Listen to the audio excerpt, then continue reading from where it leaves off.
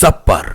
नमस्कार, मैं अनंत त्रिपाठी। स्वागत है आपका थर्ड आई न्यूज नेटवर्क में। आइए रुक करते हैं अब तक की 10 बड़ी खबरों का।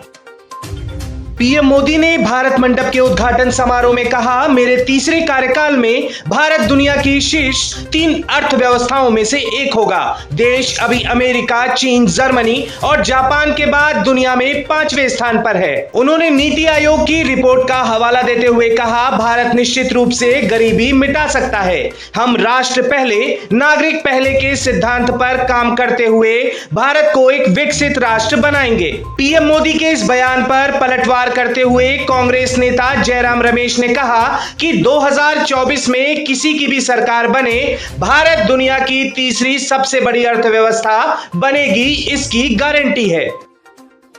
पीएम मोदी ने राजस्थान में कई योजनाओं का किया उद्घाटन, करोड़ों किसानों का किया नमन। पीएम मोदी के राजस्थान दौरे से सियासत गरमाई। राज्य के मुख्यमंत्री अशोक गहलोत ने प्रधानमंत्री पर लगाया आरोप कि कार्यक्रम से पहले ही उनके 3 मिनट के भाषण को पीएमओ द्वारा हटा दिया गया।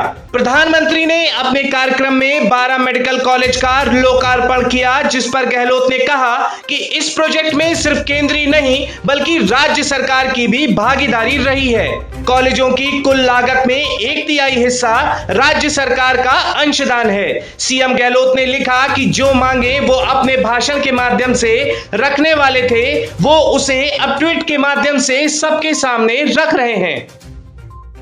यूपी में होम्योपैथ पर योगी सरकार का फोकस, इंफ्रास्ट्रक्चर को मजबूत करने के लिए जारी किए रुपए। उत्तर प्रदेश को स्वस्थ प्रदेश बनाने के लिए योगी सरकार की ओर से कई कदम उठाए जा रहे हैं। साथ ही सरकार सभी तरह की चिकित्सा पद्धतियों को महत्व दे रही है। इसी कड़ी में यूपी में होम्योपैथ के बेसिक इंफ्रास्ट्रक्चर को मजबूती प्रदान की जा रही है। वहीं यूपी के मानसून सत्र से पहले मंत्रिमंडल विस्तार, कई मंत्रियों के बदलेंगे विभाग, राजभर और दारा सिंह को लेकर अटकलें तेज। मानसून सत्र 7 से 11 अगस्त तक चलेगा। इस सत्र के दौरान प्रदेश सरकार प्राथमिकता वाले विकास कार्यों व कार्यक्रमों को गति देने के लिए 2023-24 का पहला अनुपूरक बजट पेश करने के लिए तैयारी में है। सीएम शिवराज ने बुलाया पंचायत सचिव सम्मेलन, हो सकती है बड़ी घोषणा। मध्य प्रदेश में होने वाले विधानसभा चुनाव से पहले सीएम शिवराज हर वर्ग को साधने में जुटे हुए हैं। इसी कड़ी में 3 अगस्त को पंचायत सचिव सम्मेलन बुलाया है। इस सम्मेलन में सीएम शिवराज सिंह भी शामिल होंगे। वहीं एमपी में आप पार्टी के नेता पर हमला, राज्य मंत्री नवदीप सिंह की गाड़ी में भी हुई तोड़फोड़, बीजेपी पर लगाया आरोप। मणिपुर हिंसा पर बोले छत्तीसगढ़ के डिप्टी सीएम टीएस सिंहदेव, अमित शाह को प्रधानमंत्री बना दीजिए। उन्होंने कहा कि अगर प्रधानमंत्री मणिपुर घटना की जिम्मेदारी नहीं लेना चाहते हैं तो गृह मंत्री अमित शाह को प्रधानमंत्री बना दें, फिर वह जवाब दे सकते हैं। घटना को बेहद संवेदनशील बताते हुए कहा कि कांग्रेस समेत विपक्ष इस मुद्दे पर गृह मंत्री के बजाय प्रधानमंत्री से जवाब चाहता है, जैसा कि पहले भी हुआ है।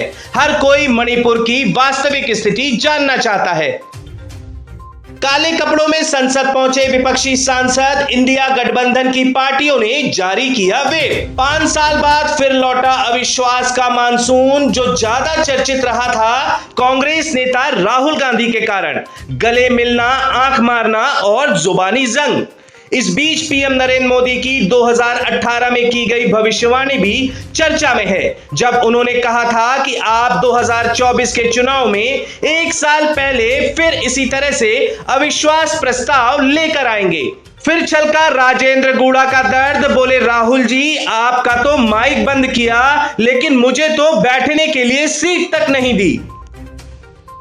अफ्रीकी देश नाइजर में तख्ता पलट, सेना ने राष्ट्रपति बजोम को किया गिरफ्तार, देश की सीमाएं सील। नाइजर सैनिकों की घोषणा के कुछ घंटों के बाद राष्ट्रपति की सुरक्षा में लगे कुलीन गार्ड ने बजोम को उनके आधिकारिक आवास से हिरासत में लिया। पाकिस्तान के रक्षा मंत्री आसिफ ने महिलाओं पर की आपत्तिजनक टिप्पणी, बोले ये इमरान खान द्वारा छोड़ा गया कचरा है। इसके विरोध में पाकिस्तान तहरीक इंसाफ की महिला नेताओं ने लैंगिक और अपमानजनक टिप्पणियों का इस्तेमाल करने के लिए देश के रक्षा मंत्री ख्वाजा आसिफ की आलोचना की और संसद के संयुक्त सत्र में विरोध प्रदर्शन किया। पारंपरिक इस्लामिक पहनावे में नजर आई भारत की अंजू, देखे पाकिस्तानी प्रेमी नसरुल्लाह के साथ दावत का वीडियो। टेस्ला एशियाई बाजारों के लिए ला रहा है बजट फ्रेंडली कॉम्पैक्ट और सब कॉम्पैक्ट ईवी। दुबई के शेखों को पसंद आई यह इंडियन इलेक्ट्रिक कार। अब कंपनी बनाएगी 10 लाख यूनिट्स। बेंगलुरु की इलेक्ट्रिक वाहन निर्माता स्टार्टअप कंपनी सऊदी अरब में अपना मैन्युफैक्चरिंग प्लांट लगाने जा रही है। इसके लिए कंपनी का सऊदी अरब प्रशासन के साथ एक समझौता साइन हुआ है। डच कोस्ट के नजदीक पानी के बीचों बीच लगी आग, धू धू करके जला 3000 कारों को ले जा रहा जहाज। इस जहाज के सभी 23 क्रू मेंबर भारतीय थे, जिसमें से एक की मौत हो गई है और अन्य सभी घायल हैं, जिनकी हालत अभी स्थिर बनी हुई है। जर्मनी से मिस्र जा रहा जहाज। कंपनी ने कहा कि जहाज पर कुल 2857 वाहनों में से लगभग 350 मर्सिडीज बेंज कारें थीं। काशी से एक साथ उड़ेंगे 6 हेलीकॉप्टर। रिंग रोड और गंगा किनारे बनेगा हेलीपोर्ट। काशी से सभी धार्मिक स्थलों को हवाई मार्ग से जोड़ने की पहल पर पर्यटन विभाग ने शुरू किया है तेजी से काम। पर्यटक और श्रद्धालु अब प्रयागराज, चित्रकूट, नैमिषारण्य, अयोध्या, मथुरा और कुशीनगर का हवाई सफर भी कर सकेंगे। ट्रांसजेंडर और विधवा की लव स्टोरी मीरा चोपड़ा की सफेद का टीजर रिलीज। बॉलीवुड इंडस्ट्री आजकल अपनी फिल्मों की कहानी के जरिए लोगों तक मैसेज और सच पहुंचाने की कोशिश में जुटा है। इसी तरह की एक सच्ची घटना के साथ मेकर्स ने सफेद का टीजर रिलीज किया। बिहार के मुजफ्फरपुर की बेटी फलक की फिल्म चंपारण मटन ऑस्कर की दौड़ में शामिल हो गई है। यह पूरे देश के लिए बहुत ही गर्व की बात है। अमेरिका, फ्रांस और ऑस्ट्रेलिया जैसे देशों की फिल्मों के साथ इस फिल्म के अकेले स्टूडेंट अकादमी अवार्ड के सेमीफाइनल में अपनी जगह बना ली है। न्यूयॉर्क के कॉन्सर्ट में राजा कुमारी ने गाया जवान का थीम सॉन्ग। शाहरुख के फैंस का दिखा क्रेज। तो ये थी अब तक की 10 बड़ी खबरें। देश विदेश की और भी ताजा तरीन खबरों के लिए जुड़े रहिए थर्ड आई न्यूज नेटवर्क के साथ। नजर सब पर।